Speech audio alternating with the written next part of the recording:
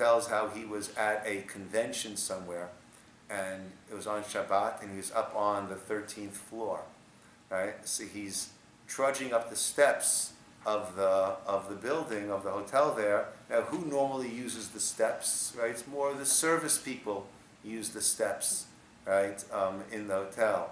So he's sweating, passing the 11th floor, and he passes some of the workers of the hotel, and they give him a quizzical look. And he explained, no, it's my day of rest.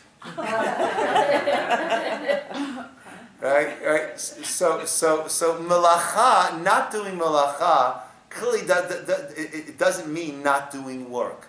Melacha is creative activity. Shabbat is the time where we don't use our intelligent domination of we don't control the world. We don't use our domination to control and change the world. Why? Because on Shabbat, Hashem didn't rest. What does resting mean for God? It doesn't get tired. It means God stopped creating. So we too will stop using our creative abilities to control the world. Someone has asked me this week, Rabbi, now that we have, Alexa, I have Alexa in my house, right? So if I say, Alexa, turn on the light, right? Can I do that on Shabbat? Right? I'm not hitting any switches, I'm not doing anything at all. So I said, the issue is not hitting the switch. It used to be lighting the fire. Then it became, hey, I'm not lighting a fire, can I just hit the switch? The idea is using our creative ability to control the world, to control nature. And certainly Alexa just takes it to another level, like, Alexa, turn on the light, right? That certainly is using our creative ability to control nature. So we have 39 malachot of Shabbat, right? 39 different categories of creative activity. Where do we get those 39 from? The Mishkan. From the Mishkan, from the tabernacle, meaning that there were 39 different types of malacha that went into the construction and the running of the Mishkan. So it's those acts that we abstain from on Shabbat, those creative acts. So we have many parallels that run between Mishkan and Shabbat. Mishkan is our creating a place for God, so to speak, in the realm of space.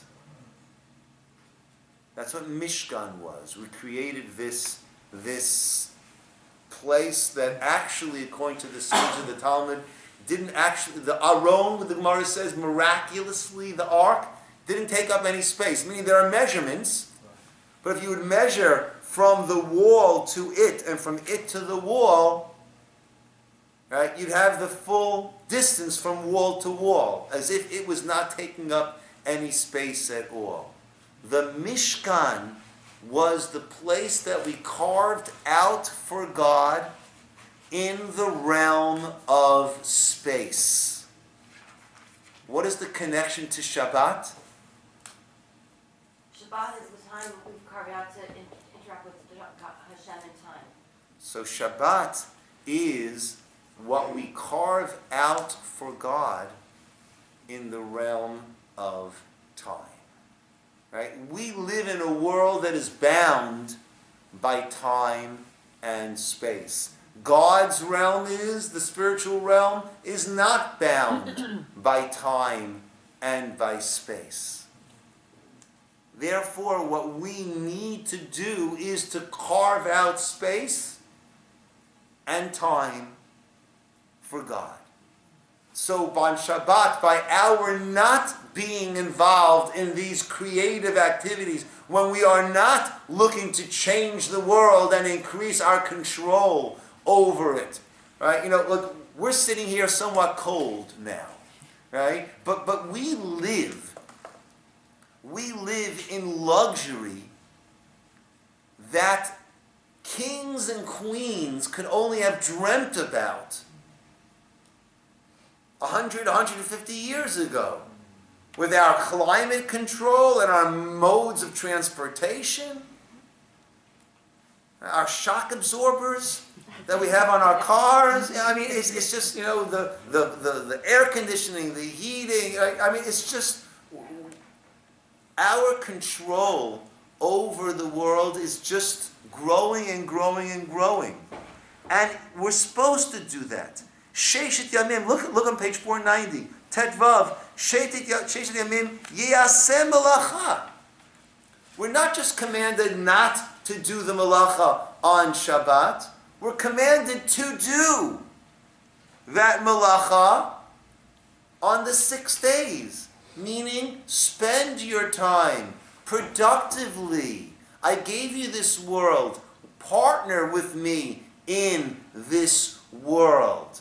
Right? Doctors, we learn out, are supposed to be involved in healing. We're not supposed to say, well, God, like the Christian scientists, well, God caused a person to be sick. Who am I to get involved? God seeks our partnership. Actually, the tzitzit that we wear, that men wear, men need more reminders than women, is meant to be, the tzitzit are the loose strings.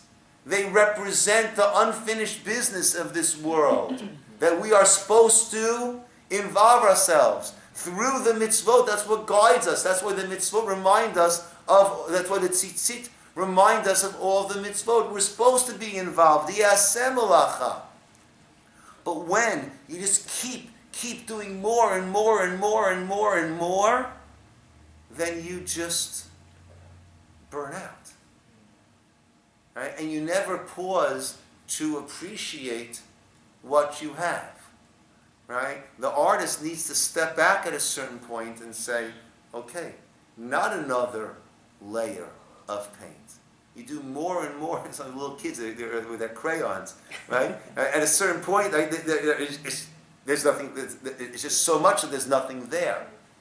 When a cell just keeps reproducing more and more and more and more and more, in medical terms, that's called cancer. When it just keeps reproducing more and more and more and more and more. So what do we need to do? We need to step back and stop. 6 days, yes. Comes the 7th day, stop. Pause. Right? And carve that place in time for Hashem. To appreciate all that you have. To appreciate all that He has given you. To appreciate your place in this world of His.